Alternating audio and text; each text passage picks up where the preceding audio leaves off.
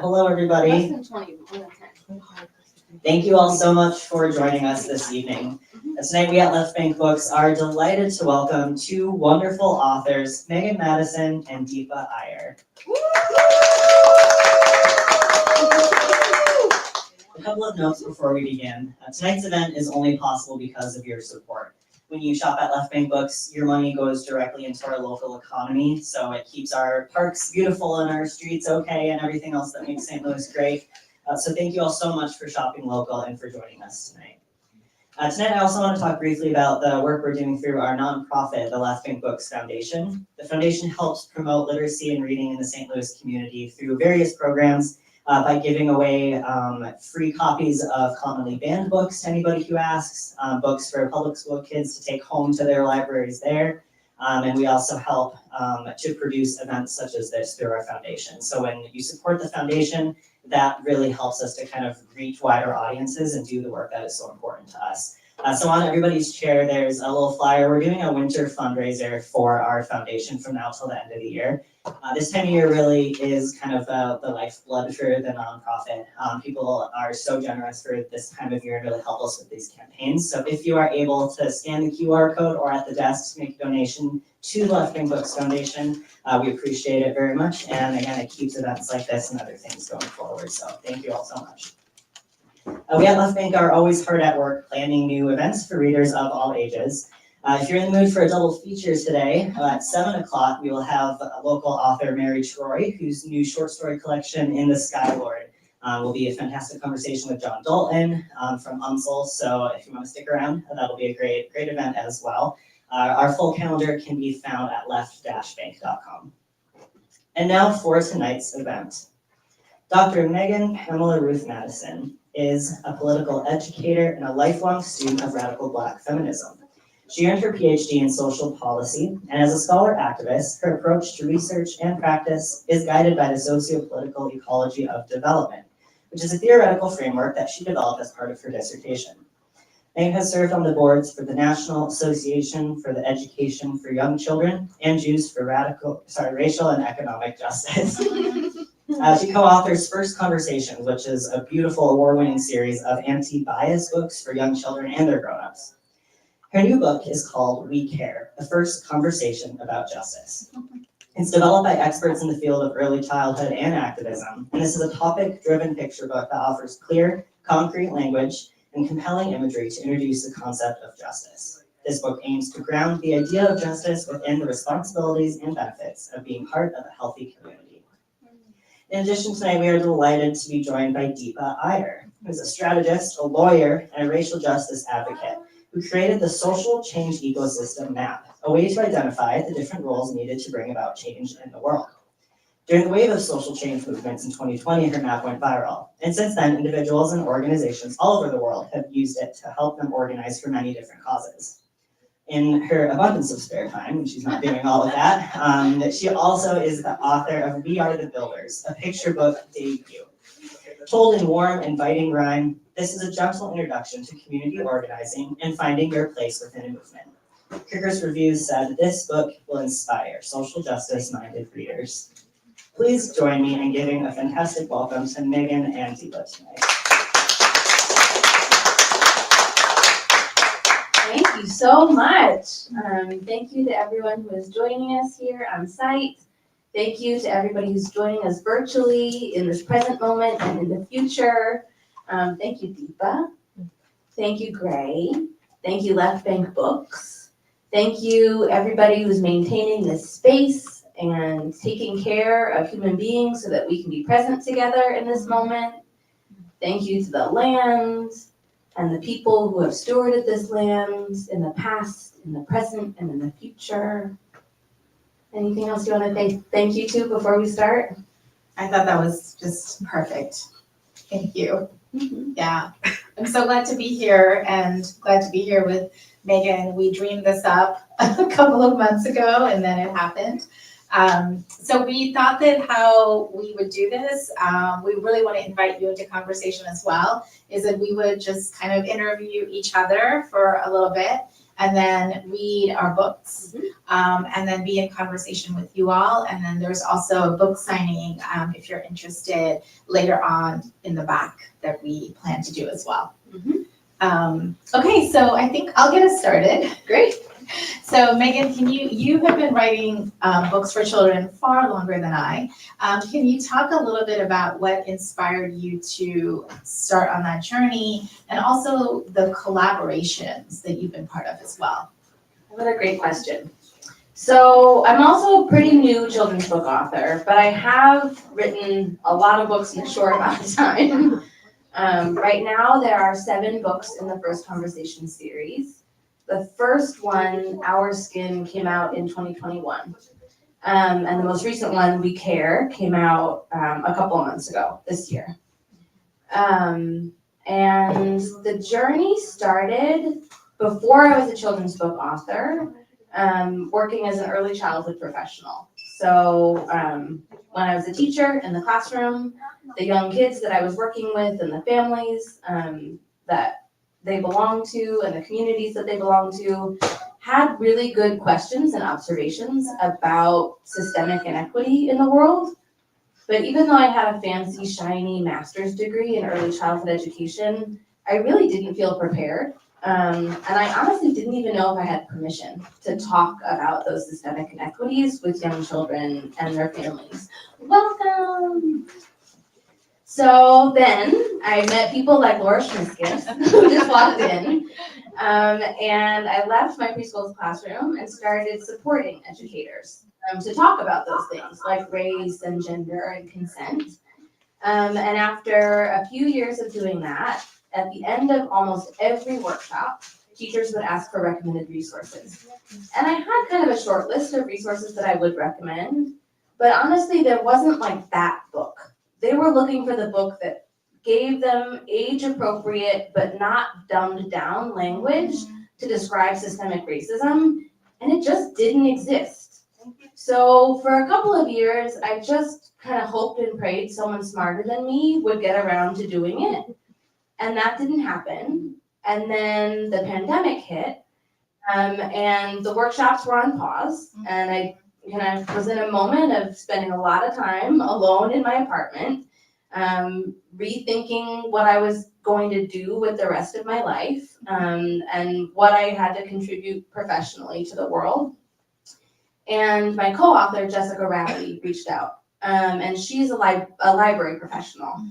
So I really trusted her when she was like, no, look, it's actually my job to survey all the children's books that are available, and it doesn't exist.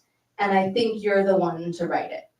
So she had the connection to Penguin, our publisher, and the two of us got together and started writing these books. And they really happened pretty quickly. Our first contract was 4 books. We got to know each other very well in a short amount of time, co-authoring 4 books together. And then at the end of that first contract, I was again thinking, what am I going to do now with my life? And Penguin said, how about 4 more books? So then we wrote 4 more. Wow. Now we're nearing the end of that journey. The 8th book comes out in 2025 on disability justice. And that's the end of those 2 4-book contracts. So I'm again approaching a moment of thinking, now what do I do with my life? But that's a little bit about my journey. How about you? It's so exciting and kind of rare in children's book publishing, so it says a lot that you all were able to get these books out. I'm extremely new to children's books, but I have written a couple of other books before, so I mainly write nonfiction. And one of the ways in which this book, which I don't see anymore, came about, I should find out, oh, there it is, thank you, you're welcome, the way in which it came about is because in 2017 or so, I had put out a framework called the Social Change Map, which is, as also Evan was mentioning, a way for us to think about different roles that we play in order to advance justice and liberation. And it looks like this. This is the framework. And basically, I started hearing from a lot of kindergarten teachers and first grade teachers who said that they were using this framework in their classrooms to talk to young children about how to be community helpers, how to recognize the roles that were being played by people in their neighborhoods or in their schools. And it struck me as a way to really introduce young children, very young children, to the idea of playing different roles. And when I read the book, you'll have a chance to understand what those roles are, but also to give them a sense, like a vocabulary that they could take with them throughout their lives, right? To what does it mean to be a visionary, and how can that role support changing something in my neighborhood, and they could kind of take that throughout their lives as well. So that's what really prompted me to write the book.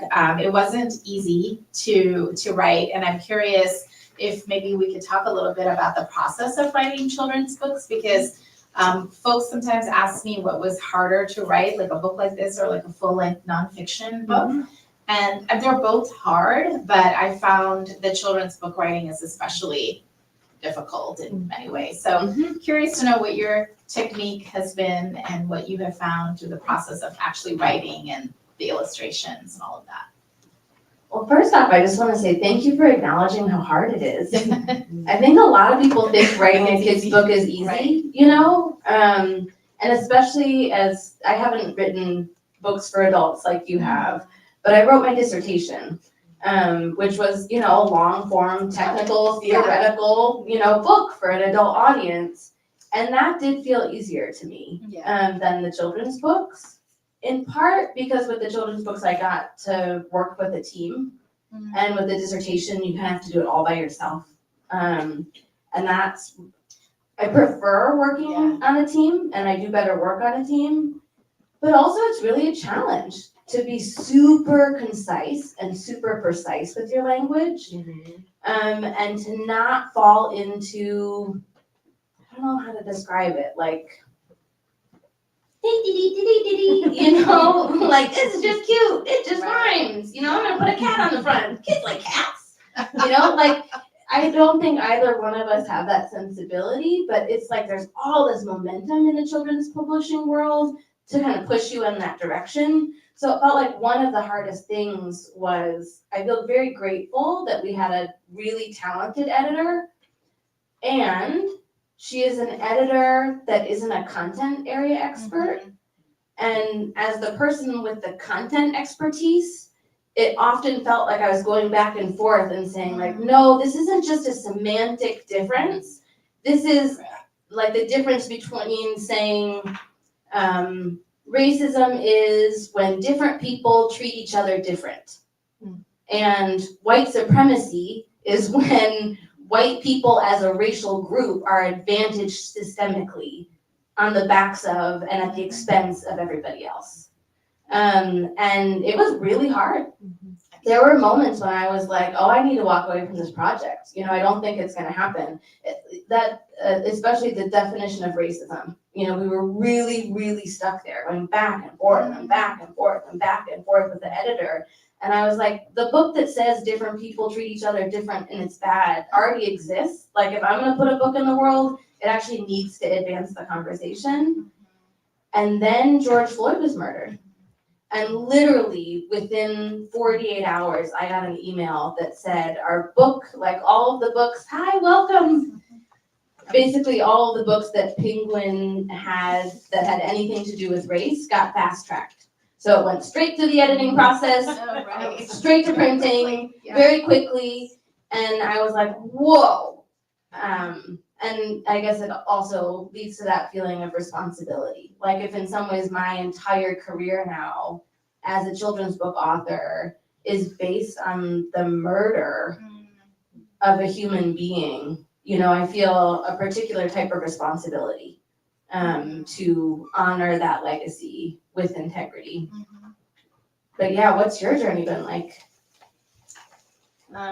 Wow, that's so interesting, because I think that it's so interesting to hear that your editor was that involved with like the content piece. My book, I think that I got lucky in that I was working with an editor at Simon & Schuster, which published this book, who actually was pretty much like, this is, you know, this framework, this is your thing. And so did not actually get too involved at all, other than to be very helpful with, there's one thing that she did that I thought was vital in this book, which she introduced this idea of like a call and response, which you'll hear in the book. And I thought that that was a wonderful technique to incorporate into this book because I was so new to, you know, children's book writing. The thing that was tough for me was to take very big words, very big concepts, and make them actually, you know, align with the words that a child might use. And it's, I think when we write for children, you don't want to write, and I think you're right, we don't want to write at like a 5-year-old level. We do want to write a little bit at like a 7 or 8-year-old level too.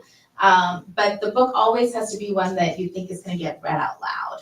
And so that's what I focused on, like what are the rhymes and the call and response that will make this book great for like a parent or a teacher to read out loud. And the other part of it was to figure out how to make the concepts kind of click, which I don't know that it was really tough to do. And then the third piece was working with the illustrator. My book is illustrated by Romina Golota, who's an amazing children's book illustrator. She's based in Italy, she's Argentinian, and there's a firewall usually between like the writer and illustrator, so you can't communicate directly. So it goes, at least in my case, it went through the publisher. But what she was wonderful at was like taking all my feedback and incorporating it, and she did such a fabulous job of making sure that, you know, the kids in the book are diverse, not just in terms of race and faith, but also in terms of size and ability, and making sure that that really came out in the book with her drawings. It, I think, made a huge difference. Do you have a favorite illustration in the book? Oh, that's such a great question. There are many that I really like, but yeah, there's one about the role of the caregiver that's probably my favorite. Yeah.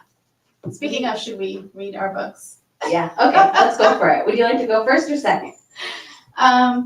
Totally, no, I don't care. Okay, can you all help us? First, go for it. Okay. Yeah, maybe, would you like me to try the pages? Can you all can hear? Oh, we need it for the thing. It's okay. Just project as much as you're able. Well, it's okay. I I'm can also happy to Can turn you the just pages for you. Yeah. Oh, God, do you? not at all. Do you need this No. Okay. I don't think I know the Maybe words. one. Okay, so this is We're the Builders. And I would like you all to respond to the call and response, okay? No problem. All right, because everybody, yeah. Welcome to our community day. Ready to find your role to play? My name is Ramla. I'm your guide. Follow me and stay by my side. So many grown-ups and kids are here. Everyone wants to volunteer. There's plenty to do in our own town. Help new friends and plant seeds in the ground. The time is now. Let's all play a part. Listen and learn what moves your heart. We are the builders. We form and forge, construct and fix. We improve homes with nails and bricks. See those old desks, tables, and chairs? They're good as new with some repairs. Who wants to join the builders? I do. Exactly. We are the caregivers. We comfort, console, soothe, and cheer. Care kits for all, near and dear. Acts of service and words that mend. How can I help you, my new friend? Who wants to join the caregivers? Me! We are the frontline responders. We plan and protect. We stay prepared. A storm is brewing, but don't be scared. Stock cans of soup, bags of fresh fruit.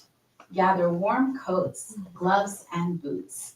Who wants to join the frontline responders?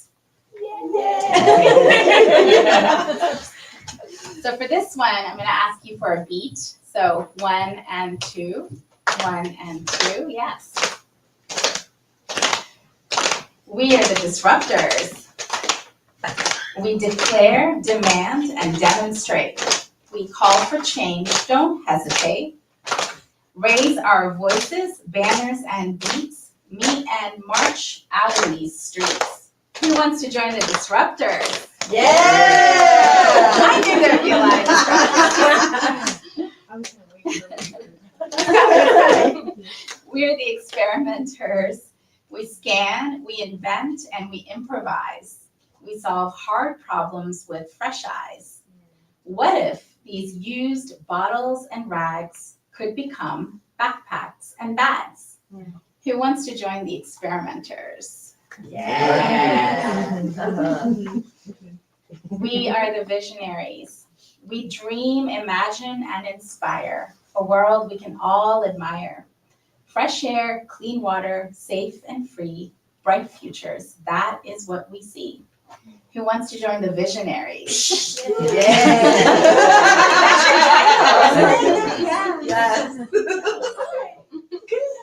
We are the weavers. There you go. We stitch, we braid, we intertwine. Common threads link hearts and minds. When people fight or disagree, find what connects you and me. Who wants to join the weavers? We are the healers. Yeah. We renew, restore, and relieve. We tend to those who cry and grieve. Sometimes, when the world is too much, we nurture with breath and touch. Who wants to join the healers? I do. I do. You're super busy today. Yeah, I know. You're like, oh yeah, we're doing it all. We are the We're doing it all. storytellers. We sing, we dance, we create art. We bring joy and love heart to heart. Vibrant murals preserve our past. Our histories are cherished at last. Who wants to join the storytellers? So here you can see all the kids are playing their roles, but there's this one little boy who's not sure. Of the different roles to play, which one feels like you today? You could become a guide like me, show new folks what they can be. We mentor, we advise, and we steer. We share wisdom, honest and clear. So Ramla is transferring her clipboard to the little boy to be a guide. Now that it's clear what we can each do, we want to hear from all of you. What role would you choose? Who would you be? How will you change your community? And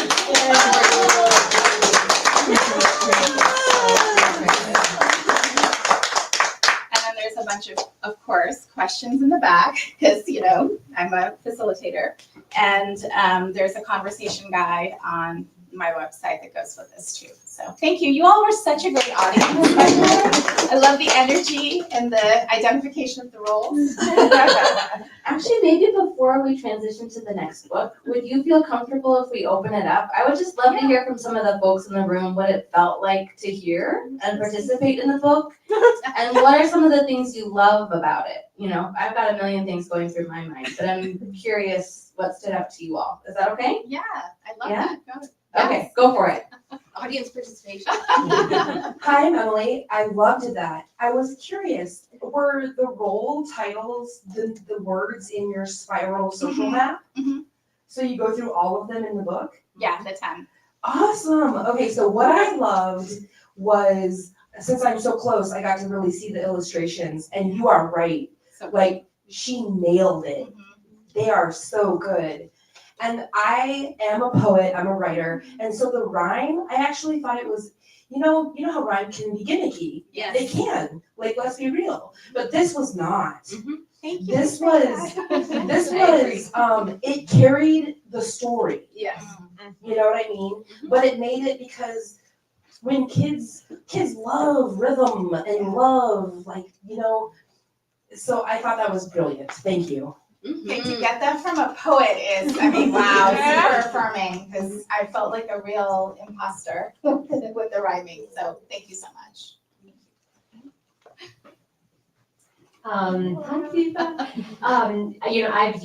I've read and utilized your social change ecosystem app so much, and I love it. And listening to you read it as a children's book, it like came alive for me in a whole different way. Like, I think this has nothing to do with what you wrote, but when I read sometimes the things, like, which role are you? I get stressed out like with an adult book, you know? Yeah. And there was something about hearing, it was just so like, not just accessible, but beautiful, inviting. That's what it was. It felt really, really inviting.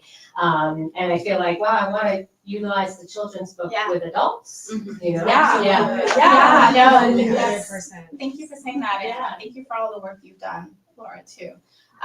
Yes, I feel like, and I believe that all children's picture books are for every age, right? Yeah, and I do think that sometimes adults are like, or when I do this with kids and parents or teachers, I'll really notice them getting into it.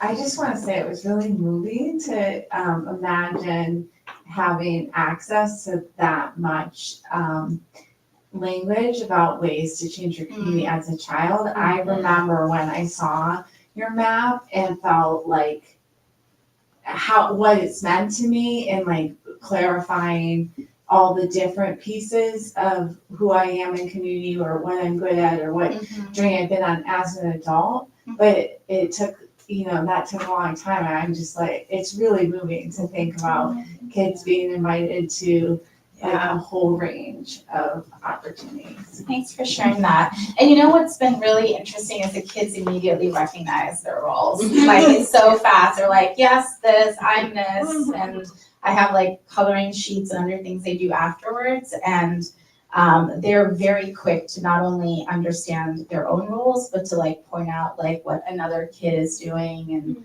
yeah, I found that they have natural instincts. Well, thank you, everyone. Let's now hear Megan's book. I will do the same thing. Oh, thank you. Okay. One last thing I want to say about your book before I'm ready to move on. The read aloud created a spell. Like getting to sit here and see everyone's faces, and as you ask each question along the way, like people's faces lit up when they were like, I'm the caregiver, and it wasn't a show, like it was genuine. And then the fact that was a communal experience too, like it created community through the read aloud itself, which is just very challenging. Thank you. Way to go. Thank you. Thank you. Yeah. Okay, now I'm ready. Thank you. I can't wait. All right, this book is called We Care, A First Conversation About Justice.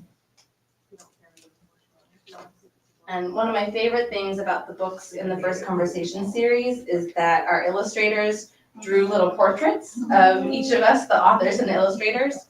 So this is Cherie Miller, one of my favorite children's book illustrators, her doodle of me. And this is Jessica Ralli, my co-author, and this is Cherie, our illustrator.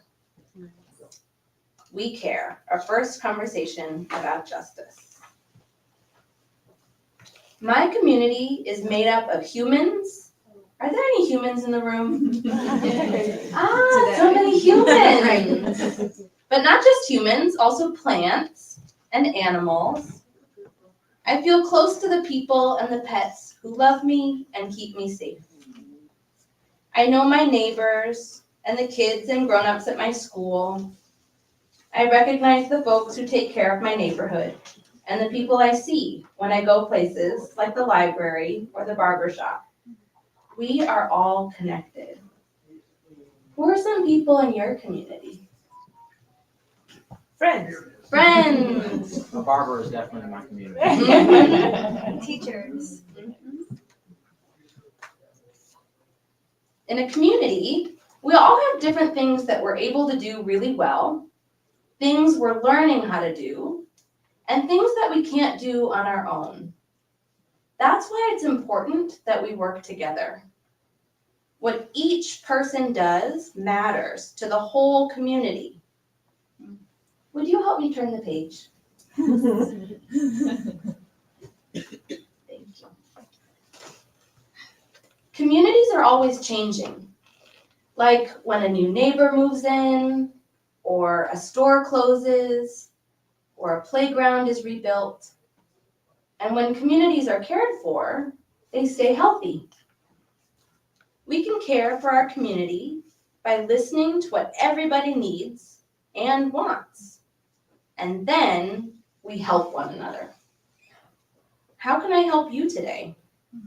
What do you need? In this illustration, this person is a grown-up and they're standing up and they are saying, we need affordable housing. And this person is thinking, we need a farmer's market. And over here is a kid, and the kid's thinking, we want a playground.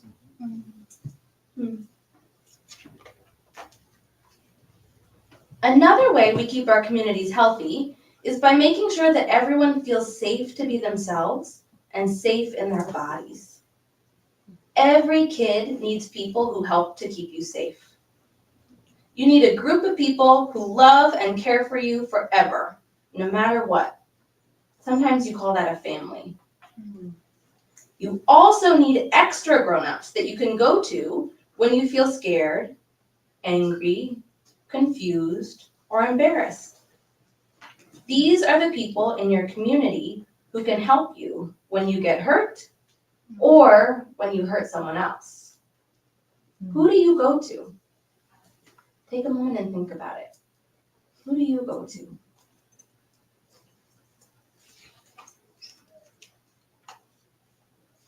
In a healthy community, we are responsible for one another, which means that if someone in our community has a problem, everyone can help find a solution.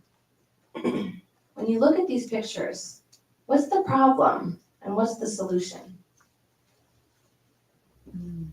Some people don't have lunch. Some people don't have lunch, yeah.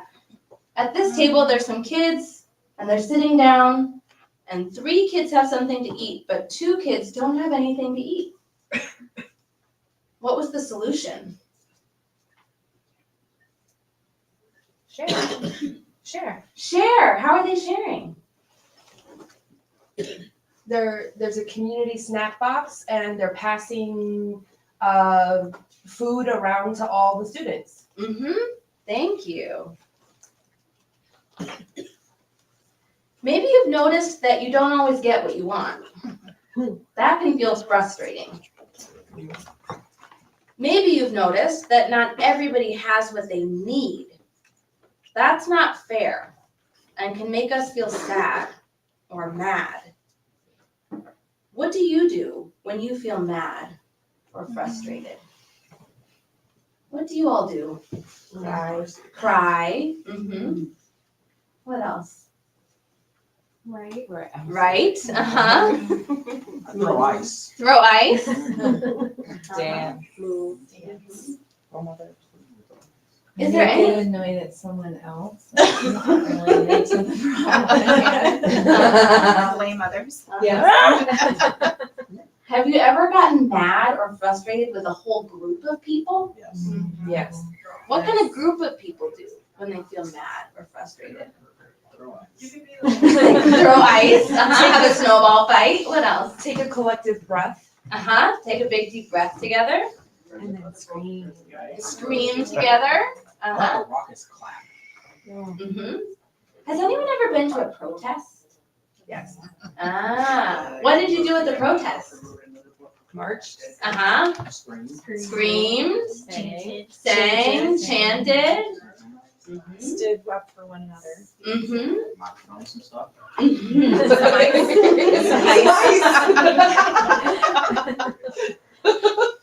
Sometimes our feelings are so big that we want to hurt each other. Has anyone ever felt that mad that you wanted to hurt somebody? Yes, yeah, me too. It's okay to feel that way, but it's never okay to hurt somebody on purpose. That becomes a problem that needs a solution.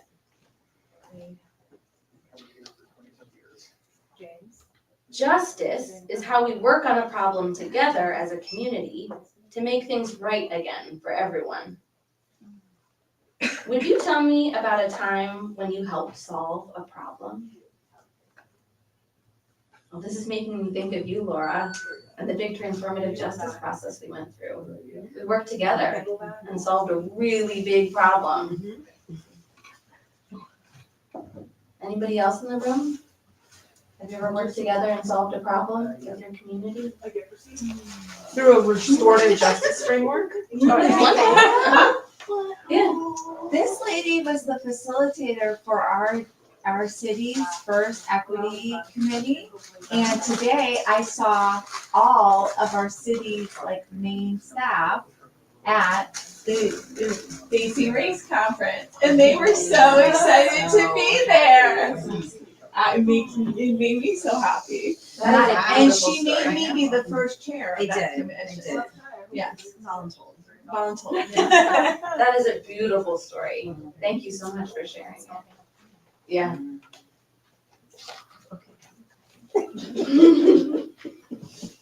To find a solution, everyone needs to talk about what happened. We can be brave and tell each other how we feel and what we need. We can listen to people who are hurt and believe them. And we can come up with ideas together.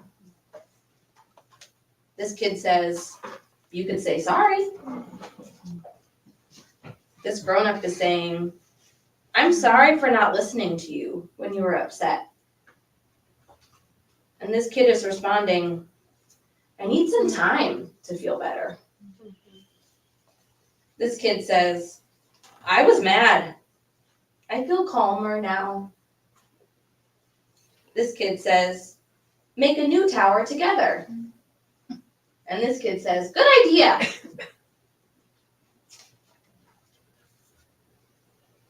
Everybody makes mistakes. Can you all say that with me? Everybody makes mistakes. Mistakes are a part of living, loving, and growing. It's okay to feel bad when you make a mistake, but it doesn't mean that you are bad. In real life, there's no such thing as bad guys. In real life, every person is good, even when they make mistakes. And we can learn how to not make the same mistake again.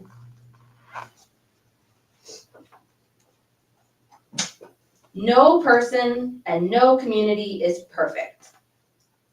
Sometimes our communities are unhealthy.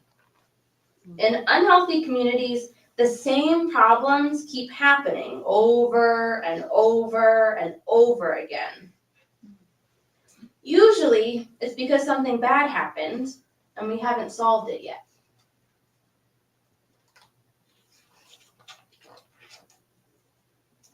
Different people have different ideas about how to help communities heal and get better.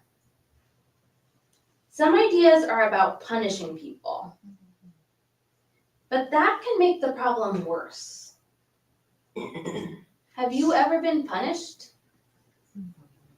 How did it make you feel? I see some nods. How did it make you feel? Ashamed and resentful. Mm-hmm.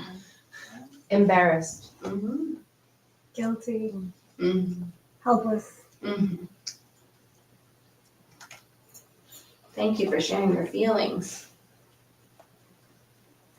Transformative justice are big words that mean people working together to solve problems and help make a community healthy again. It can take a long time, but there's always a solution. Are you all close enough to read these protest signs? Could you help me read them out loud? I know we're in a bookstore, but it's late at night and we've got the mic, so you can use your protest voice if you want to. Being poor is not a crime. Housing is a human right. Stop the sweeps. Care, not cops. We need housing, not punishment. Everybody deserves a home. Beautiful, yeah. when a problem is solved, things don't always go back to the way that they were before. But that can be better. What do you all notice in these illustrations? There's a new affordable housing complex. There's a new affordable housing complex that the kids built? Instead of one big house That's for the- just one person. The sign, the sign saying Oh, yes, over here. Great observation. So somebody observed over here with the kids who used to be building together, and somebody knocked it over and there was a conflict. They talked about it as a class, and now they're building something different. Instead of building one big thing all together, they're making 3 different houses. And Gray noticed this sign over here on the bulletin board that says new affordable housing complex. And what's happening here? Does anybody recognize this person? Is he was the homeless veteran. Yes! Yes! And our friend here earlier was at the encampment handing out Sandwiches. sandwiches. But what's happening now? They're still interacting, but something changed. You got a cute tote bag. You got a cute tote bag. This says community fridge. Has anyone ever been to a community fridge? Yes. Yeah. What's the idea of a community fridge? It's so there's one in Maplewood that I have been to where it's just some shelving and it's got all kinds of non-perishable food items, and anybody is welcome to bring and donate, and anybody is welcome to grab. Beautiful. Thank you. Sometimes conversations have to happen over and over for things to get better. Justice and healing usually takes a lot of tries. That's why we need everyone's ideas, including yours, about how to make things right. Do you notice problems? Do you have ideas about fixing them?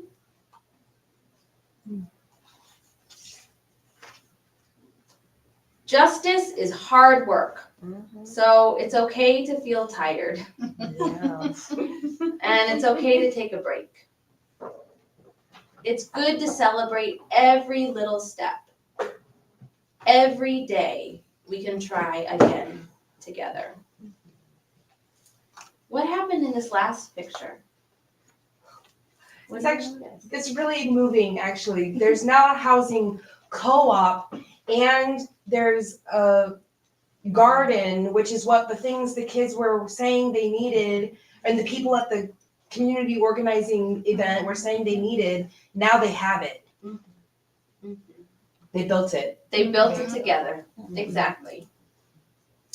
So our final question is, how will we make things better in our community today? And that's the end of the story. Thank you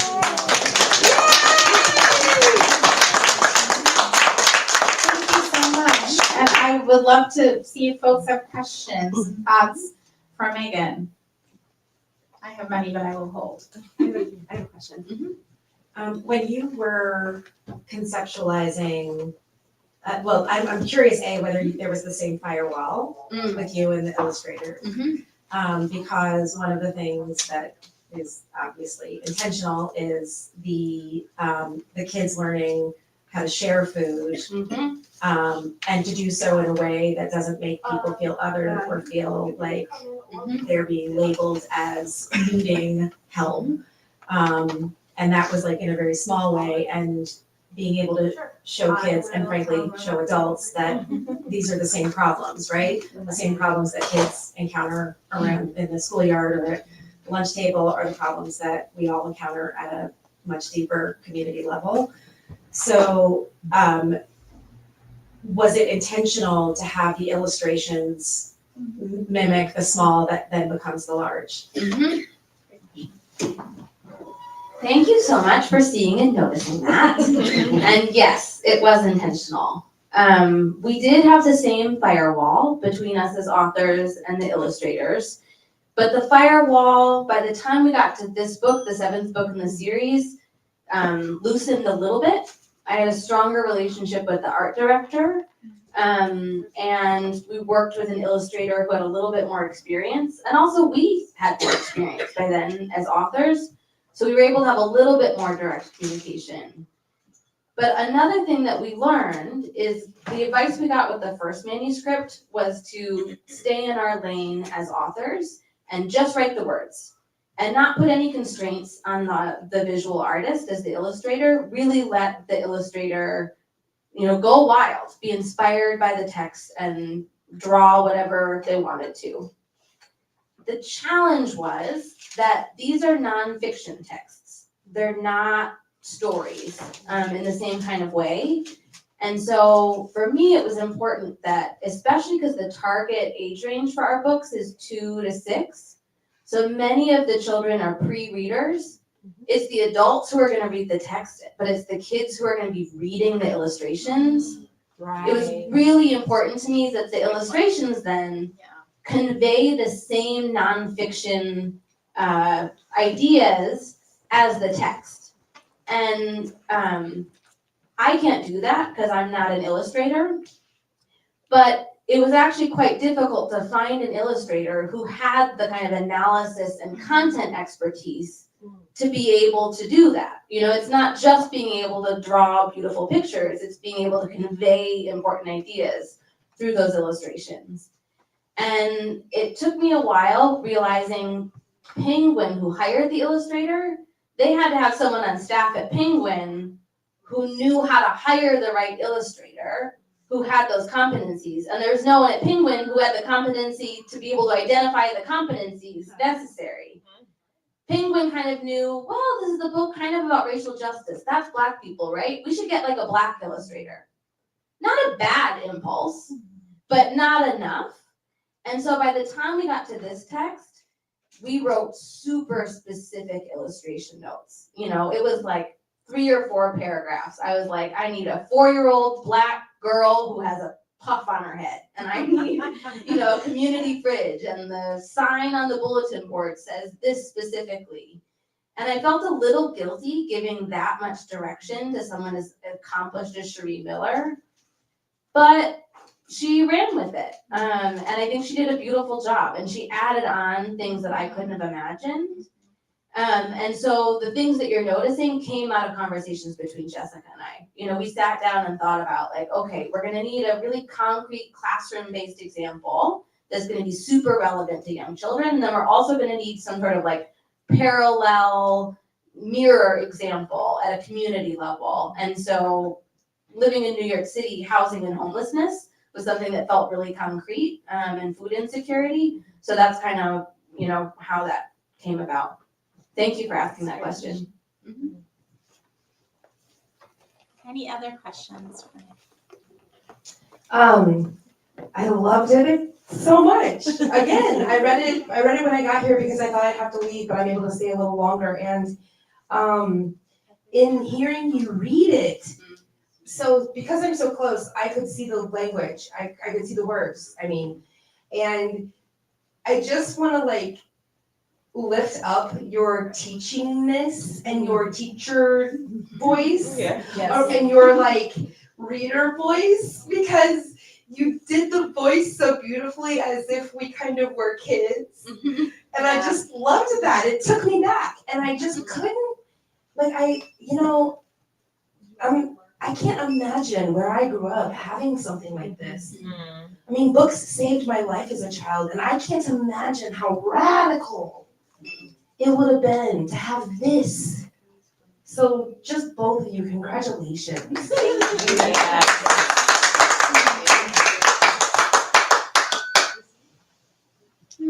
Any other questions for either author? Go for it. I was going to ask if. How are you guys feeling now? Go for it. I feel sad to be nearing the end of the series. Writing these books, we wrote a lot of books in a very short amount of time. So it was really what I got up and thought about for many years. And so the end of this means a shift and what my life will look like, how I spend my time. And it means I have more time to get out in the world and do stuff like this, meet other incredible children's book authors, read the book out loud, go to local bookstores around the country. And so that's really fun. So I feel happy and excited about that. I'm really curious about how the books are being used in the classroom and in homes and what kind of impact they're having. They're just getting popular enough now that like my high school friends are seeing them and reading them to their kids. And that's really fun to get text messages and messages on Facebook every once in a while from like, I was your high school best friend. And like now, my kid reads your book and it's so cool. Yeah, so all those feelings. How about you? Yeah, well, this book has been, for me, like a breath of fresh air because I do, generally I do work at a nonprofit and with my wonderful comrade, Adaku, where we're focused on supporting movements that are going through it right now and have been for some time. And so that work can be, it can be uplifting, but it can also be like very hard and challenging and draining. And what I find is when I go out into kids' classrooms or events like this or library events with kids, it just makes me remember, that it is vital to have these conversations with young kids, that they actually are responding and they're going to be, they're going to be inheriting all of this stuff, right? Our movements, our different leadership roles.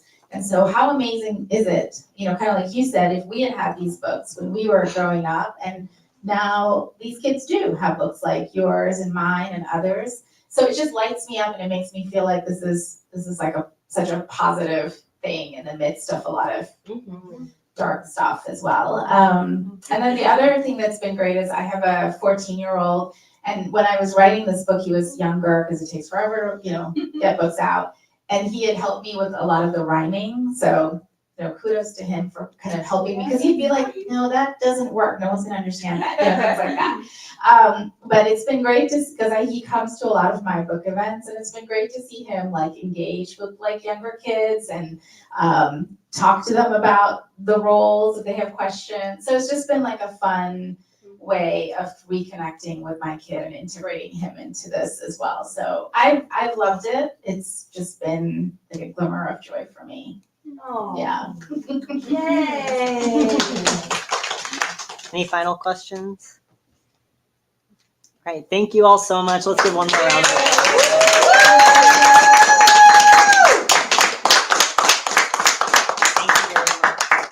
Thank you for joining us today. We've got a whole bunch of books for sale at the desk if you haven't gotten yours yet, and we're going to be moving over to the back corner of the next room to get books signed.